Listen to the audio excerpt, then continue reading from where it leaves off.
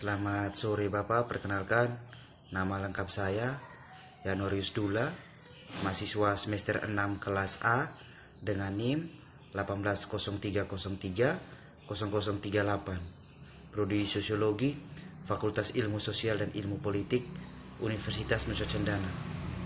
Baik Bapak, di video kali ini saya akan mereview tugas sosiologi politik yang ke-8, yaitu mereview buku sosiologi politik yang berjudul Transformasi Global di Media dan Riset Komunikasi.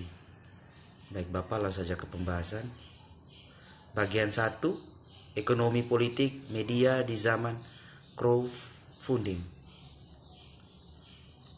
Pemilihan tema kemerdekaan media merupakan suatu kebutuhan dan sekaligus sebuah kesempatan. Sebuah kebutuhan vital bagi media karena kentalnya ekonomi krisis yang mereka hadapi tidak dapat diselesaikan tanpa refleksi yang menyeluruh. Pentingnya kemerdekaan media dan kekuatan yang membahayakannya. Itu adalah kesempatan untuk penelitian karena kemerdekaan kurang dari sebuah konsep seperti hasil dari berbagai isu yang saling bersinggungan. Inilah mengapa buku ini pendekatannya dari 3 perspektif yang saling terkait dan saling melengkapi. Ada ekonomi, hubungan dengan pembaca media, dan konteks politik. Di bagian pertama dikhususkan untuk ekonomi media. Frank Rebillard dimulai dengan mengingat berbagai cara di mana media dibiayai Prancis, mengingat pendapatan iklan yang menurut fluktuasi dalam subsidi pemerintah, penurunan jumlah pembaca media cetak, dan ketidakpastian media online. Bagaimana model bisnis yang berkelanjutan dapat dikembangkan OPED. Di atas segalanya, bagaimana kita bisa memastikan kelangsungan hidup media saat memastikan bahwa asal dana tidak akan mempengaruhi pilihan editorial dan kualitas informasi. Crowdfunding di sini seringkali tampak sebagai solusi yang jelas dan sekarang telah berubah atau telah menjadi hal biasa di Prancis.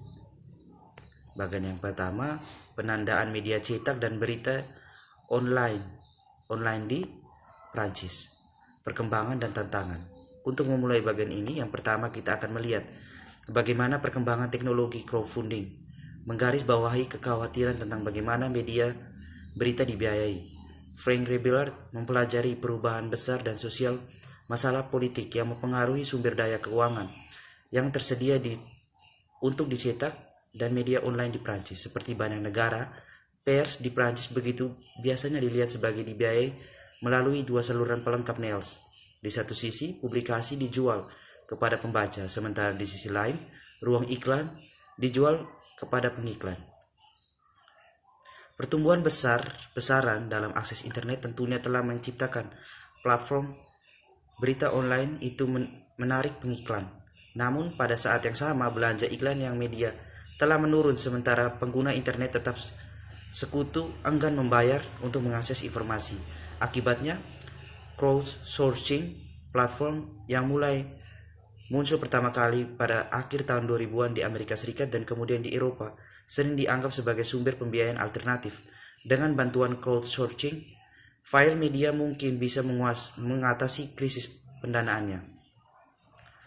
Lebih dalam penelitian tentang topik ini, di luar cakupan bab ini, yang mencakup menilai wawancara dengan pemangku kepentingan publik dan swasta terutama, akan membuat mungkin untuk menjawab pertanyaan seperti itu. Penelitian jangka panjang akan terungkap apakah munculnya kembali dukungan negara langsung ke online pers adalah tanda keutamaan dukungan publik di bidang ini, atau hanya tanggapan berakhir terhadap keputusan yang dibuat oleh perusahaan multinasional swasta, perusahaan yang mengontrol sebagian besar internet.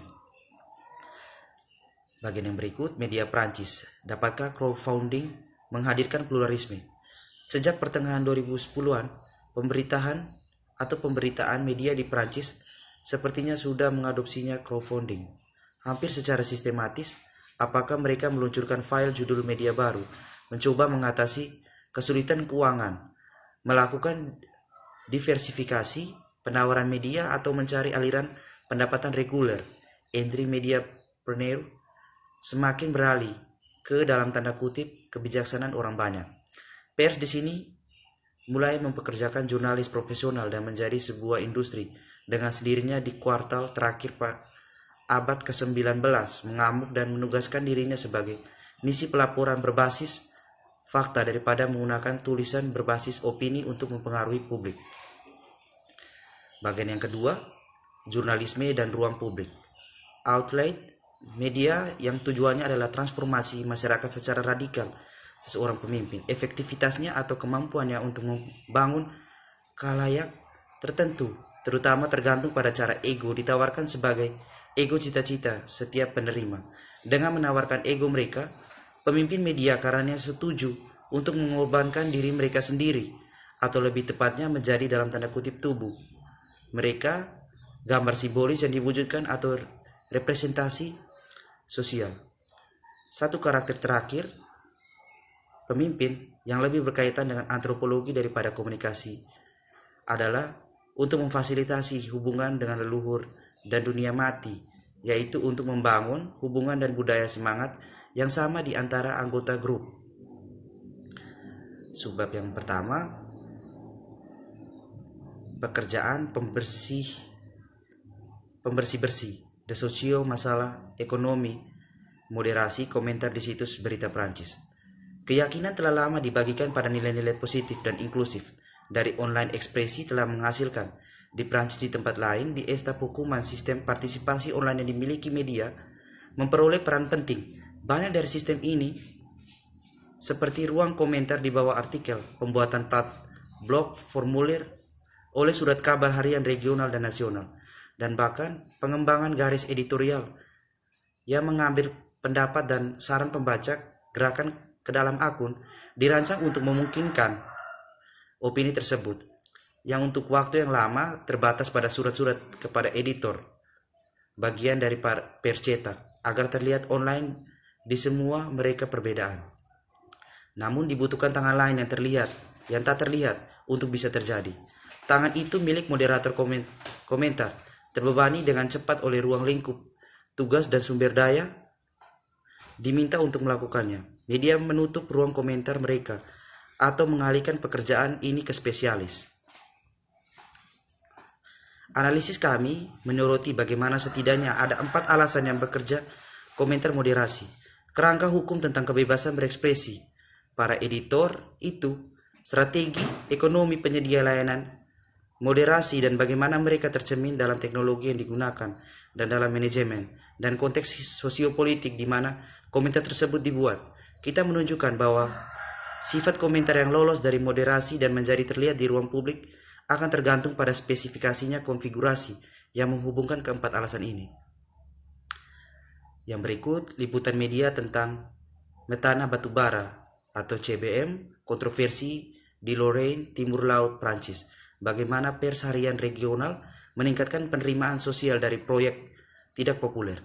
Pers harian regional adalah penyedia berita utama di Prancis dan sampulnya berita negara dengan detail paling lengkap dan terbesar rentang skala, karena memberikan pembaca berita dari mereka atau desa ke seluruh dunia. Harian regional oleh karena itu, pers sering menjadi tempat pertama di mana pembaca belajar tentang kontroversies, terutama yang menyangkut lingkungan. Meskipun ini mungkin tampaknya dibatasi dalam wilayah geografis lokal, mereka dapat menjadi masalah kepentingan umum karena risiko yang terlibat. Meskipun demikian, seperti yang telah kita lihat di bab sebelumnya, regional pers di Prancis lebih sering berpuas diri daripada kritis terhadap yang ada kekuatan politik atau ekonomi. Bagian yang ketiga, sebelum dan sesudah revolusi, media di wilayah MENA. Yang pertama, tawaran bersyarat, strategi bekerja di bidang kekuasaan di Maroko untuk mengontrol ruang pers. Dalam hal ini, Abdel Fattah Bacena dan Dominic Machetti mempertimbangkan transformasi sosial historis yang telah terjadi di metode yang digunakan oleh bidang kekuasaan di Maroko untuk mengontrol pers. Penulis berkonsentrasi terutama pada periode dari 1990-an hingga hari ini, menggunakan serangkaian wawancara semi terstruktur dengan aktor dan dari landscape media nasional. Namun demikian, mereka juga menyelidiki fase awal dalam cerita tentang kontrol media di Maroko yang dimulai dari kemerdekaan pada tahun 1956 hingga 1960-an dan melibatkan kontrol politik langsung atas berita, dan berita itu metode distribusi. Yang berikut, The Algerian Press, deregulation under tekanan, bentuk kontrol baru atau dalam tanda kutip tangan tak terlihat negara. Berbeda dengan Maroko, dipelajari di bab sebelumnya, di mana private pairs atau meskipun terkait dengan rezim yang berkuasa terus berlanjut diterbitkan setelah kemerdekaan dalam sistem multipartai, pembukaan pasar media jauh kemudian Aljazair. Saat kemerdekaan di 1962, sistem suatu partai didirikan hingga konstitusi baru pada tahun 1989 dan mesin cetak menjadi milik negara sampai tahun 1990. Kode informasi diumumkan itu hanya setelah promulga. Berdasarkan undang-undang ini, perusahaan pers swasta dapat didirikan. Puluhan koran kemudian didirikan, dimiliki oleh pengusaha atau jurnal koperasi, dan bersaing dengan surat kabar yang masih ada dimiliki oleh negara.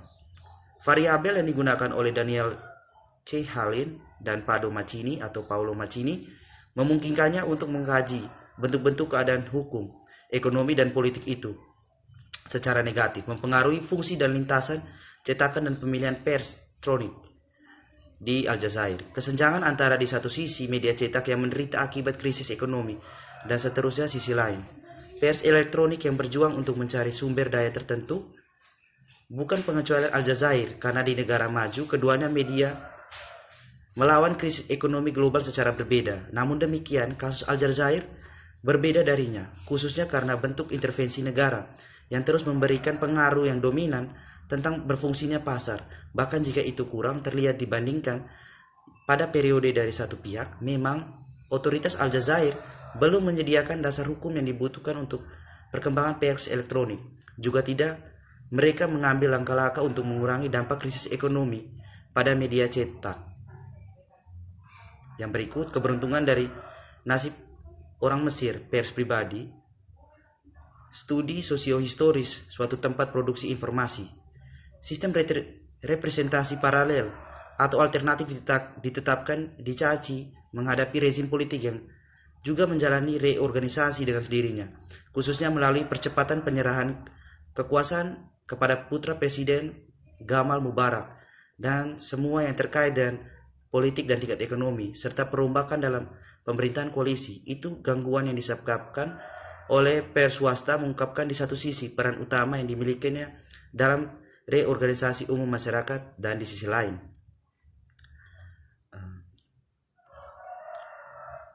adapun rezim Hosni Mubarak tampaknya tidak demikian telah mengantisipasi semua konsekuensi dari liberalisasi, meskipun sebagian satelit televisi ringan, kombinasi pembisnis yang unggul yang minatnya berubah dengan kekacauan politik dan media pada tahun 2000-an, dan jurnalis dari pers yang dikendalikan negara pada akhirnya mengarah pada pembentukan bentuk jurnalistik yang lebih memperhatikan tuntutan publik perubahan di Mesir.